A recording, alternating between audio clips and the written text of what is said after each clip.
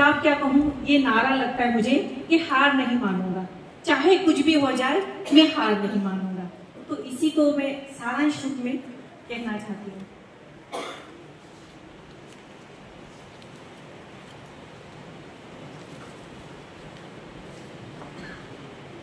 पुस्तक हार नहीं मानूंगा, कवि हैं मदन जोशी सार्थक जी।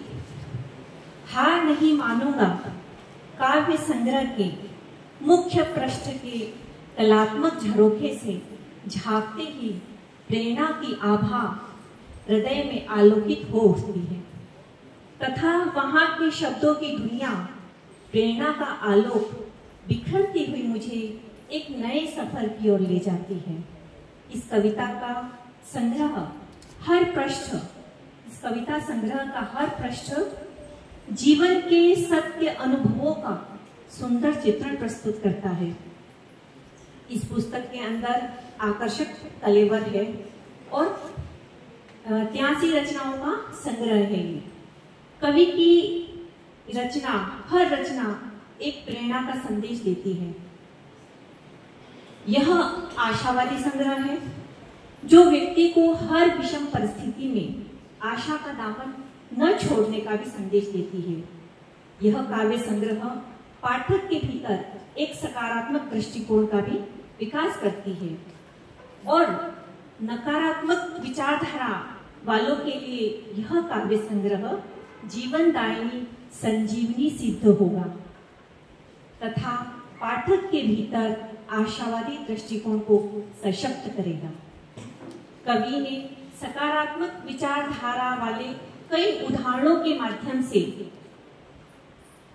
प्रेरणा देने का प्रयास किया है, जैसे कि नदी के निरंतर प्रयास से कठोर से कठोर चट्टान भी धीरे धीरे रेत के कणों में परिवर्तित हो जाती है। तो इससे ये भी पता चलता है कि कवि की दूरदृष्टिता कितनी सार्थक है। समय का महत्व बताया गया इसमें। विद्यार्थी को परीक्षा में धैर्य संयम को रखा जाना चाहिए और नदी के एक अन्य उदाहरण के द्वारा भी कवि ने बताया है कि नदी अपना मार्ग स्वयं निर्धारित करती है और अंततः वह समुद्र में मिल जाती है। उसी प्रकार हर व्यक्ति को अपना लक्ष्य निर्धारित करना चाहिए। अगर लक्ष्य निर्धारित है तो व्यक्ति अपने लक्ष्य पर, अपनी मंजिल तक जरूर पहुंच जाएगा। आत्मविश्वास के साथ आगे बढ़ने की भी शिक्षा कवि ने दी है। क्रिकेट मैच के माध्यम से भी भारतीय टीम की एकता से जो विजय प्राप्त हुई उसका भी बहुत बखूबी से बखान किया है। स्वयं को पहचानो, यह मुझे बहुत अच्छा लगा।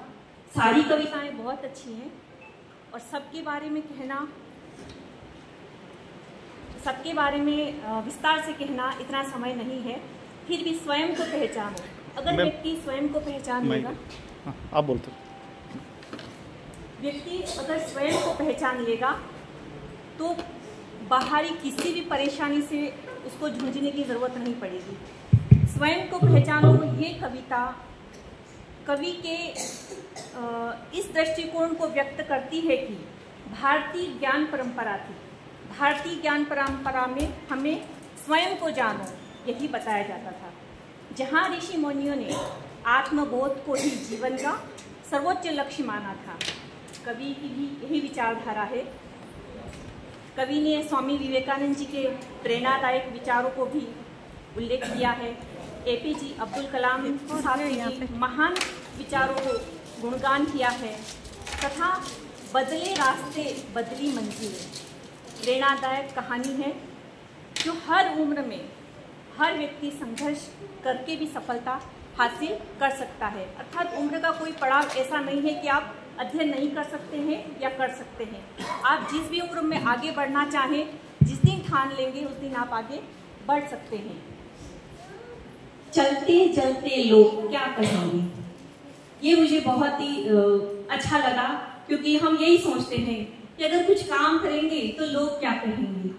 लोगों का काम है कहना। तो कवि ने इस पे भी बखूबी लिखा है कि एक ऐसा विचार जो व्यक्ति की स्वतंत्र सोच और कार्य क्षमता को अक्सर जकड़ देता है, इसी सोच से खातिर कहीं विद्वान होते हैं, ज्ञानी होते हैं, आगे नहीं बढ़ पाते हैं, क्योंकि मन में एक संकोच होता है कि हमने कुछ नया काम कर दिया तो लोग क्या कहेंगे। कवि ने किसी के भी परवाह न करते हुए आगे बढ़ने की प्रेरणा दी है।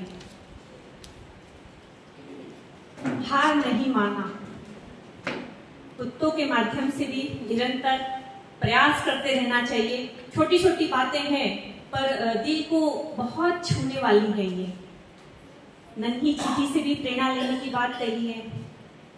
पेड़ की जड़ें, पिता का संघर्ष, कवि ने प्रेरणादायक दृष्टिकोण को व्यक्त किया है। स्वामी विवेकानंद जी के माध्यम से युवाओं को सदैव ऊर्जावान रहने की भी प्रेरणा दी है और आगे बढ़ते रहने की प्रेरणा दी है। इस काव्य संग्रह की भाषा सरल, सहज, प्रेरणादायक, सकारात्मक दृष्टिकोण को लिए हुए है, जो पाठक के भीतर एक नई ऊर्जा का संचार कर देती है और किसी भी विषम परिस्थिति में हार नहीं मानने की प्रेरणा देती है। यह काव्य संग्रह, सबसे इंपॉर्टेंट बात है कि आज का जो समय है, उस समय व्यक्ति अत्यधिक निराश हो जाता है, छोटी छोटी बातों को लेकर निराश हो जाता है। तो वर्तमान में यह काव्य संग्रह अत्यधिक प्रासंगिक है, ताकि छोटी छोटी समस्याओं से ना घबराए। घबराकर व्यक्ति आत्महत्या तक कभी कर लेता है, पर मुझे लगता है कि अगर सर की ये किताब जो भी पढ़ेगा उसको बहुत ही सकारात्मक विचारधारा मिलेगी। कवि ने अनेक उदाहरणों के माध्यम से संघर्ष करते हुए भी जीवन में हार नहीं मानने की ही बात कही है। इस काव्य संग्रह को पढ़ते समय मुझे भी मेरा एक मुक्तक जो मैंने 2016 में लिखा हुआ था वो कहना चाहूंगी। रास्ते कठिन हैं, रास्ते कठिन हैं, जीवन के आगे बढ़ते जाना है। रास्ते कठिन हैं, जीवन के आगे बढ़ते जाना है।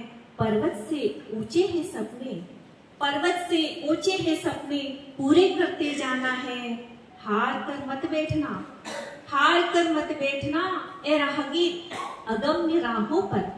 हार कर मत बैठना, ए राहगीर अगम्य राहों पर। कांटों पर चलकर भी तुम्हें मंजिल को पाना है, कांटों पर चलकर भी तुम्हें मंजिल को पाना है। सर का काव्य संग्रह कुछ इसी तरह का है कि चाहे कितने भी पहाड़ आ जाए, नदी आ जाए, कांटे आ जाए, पर हार नहीं मानना है और जीवन में आगे बढ़ते रहना है, अपने लक्ष्य को प्राप्त करना है। सर को इस काव्य संग्रह के लिए बहुत बहुत बधाई देती हूँ और ये काव्य संग्रह सभी के लिए बहुत ही प्रेरणादायक रहेगा। धन्यवाद। धन्यवाद कामिनी जी।